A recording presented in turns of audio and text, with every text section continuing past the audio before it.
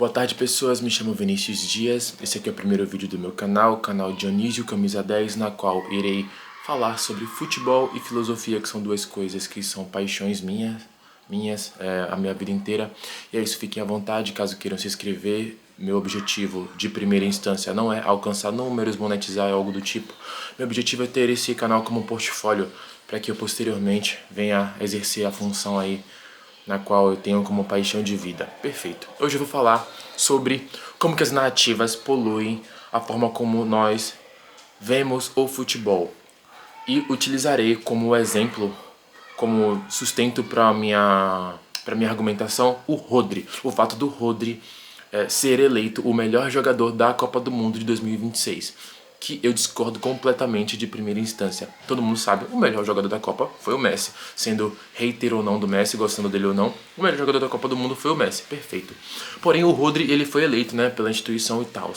Reforçando essa coisa do quanto que a narrativa ela é determinante para a premiação dos jogadores do ponto de vista individual e também porque, se tratando de um objeto, um esporte, um meio de entretenimento, subentende-se que há essa questão de que é necessário contar as histórias, sabe?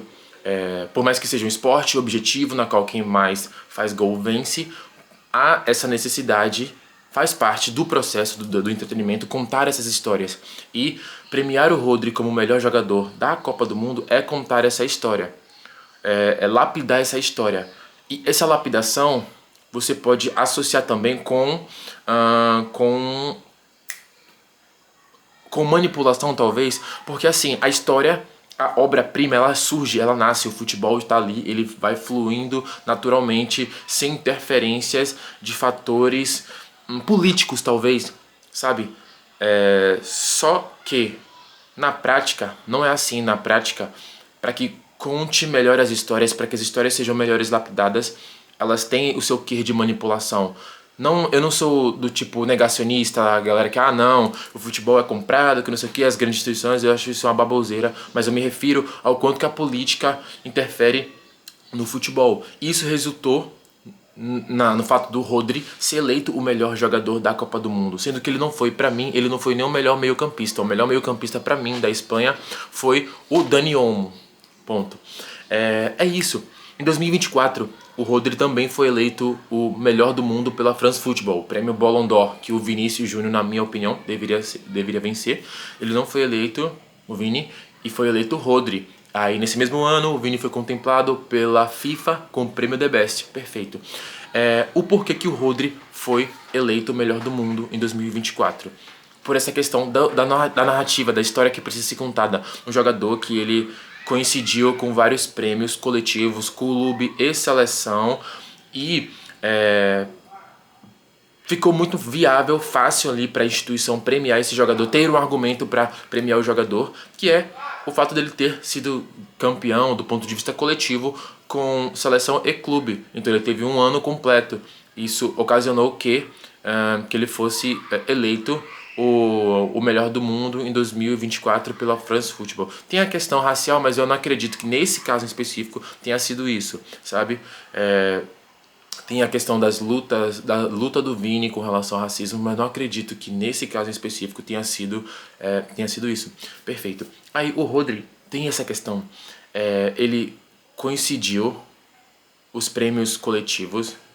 Isso deu argumento para a instituição premiá-lo, para a instituição barra votantes premiá-lo como o melhor jogador do mundo, sendo que ele não foi. A própria posição, função do Rodri não permite que ele tenha um papel determinante assim dentro do jogo para que ele seja eleito o melhor do mundo. Ele é um primeiro volante que é muito bom, eu não acredito que ele seja geracional, e esse é o problema. Daqui a alguns anos o mesmo será tido como um meio-campista geracional, porque ele já foi premiado o melhor do mundo em 2024, em 2026 provavelmente ele irá competir. Estou gravando esse vídeo no dia 11 de agosto de 2026, provavelmente ele irá estar entre os melhores do mundo, e isso vai fazer com que no futuro nós olhemos para o passado e pensemos, esse cara era geracional, sendo que ele não é. O Rodri não é geracional, na minha opinião, obviamente, né? Se eu tô aqui falando, tô gravando, enfim, é a minha opinião. O Rodri, ele é um meio-campista absurdo, espetacular, só que as funções que ele exerce, a função que ele exerce é muito limitada, não interfere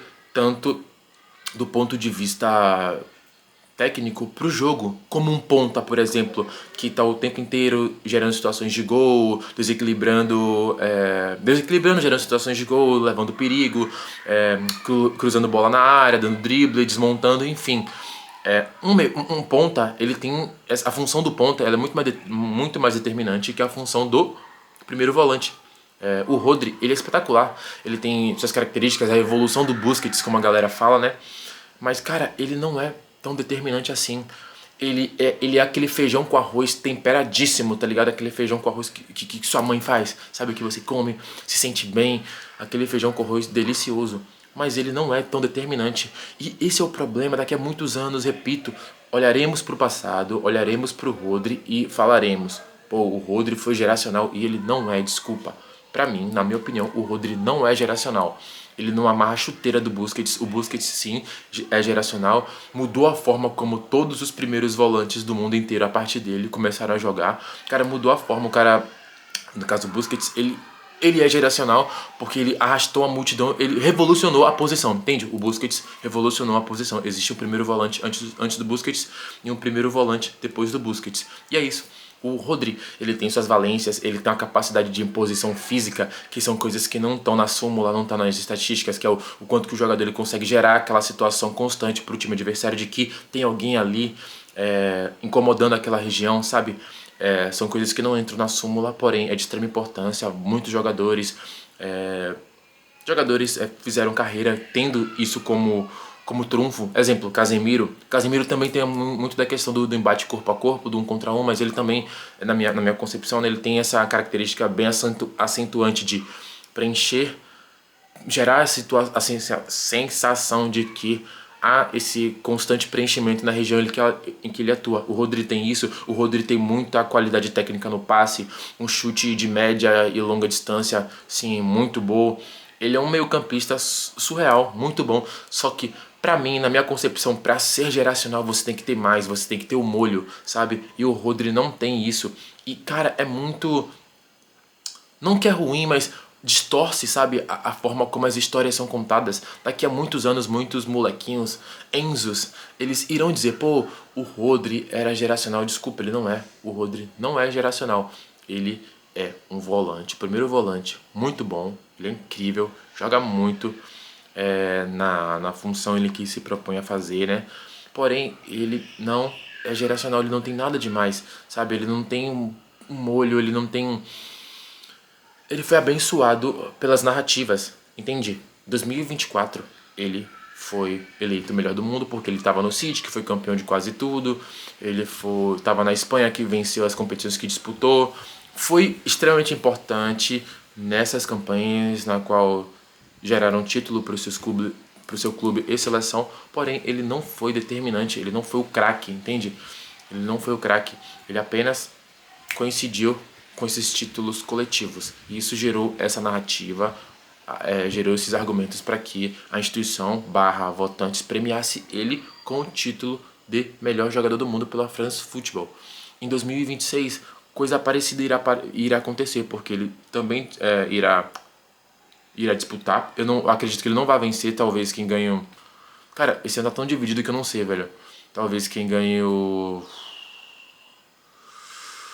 Cara, eu acho que o Mbappé mereceria, velho, ter sido artilheiro da Copa.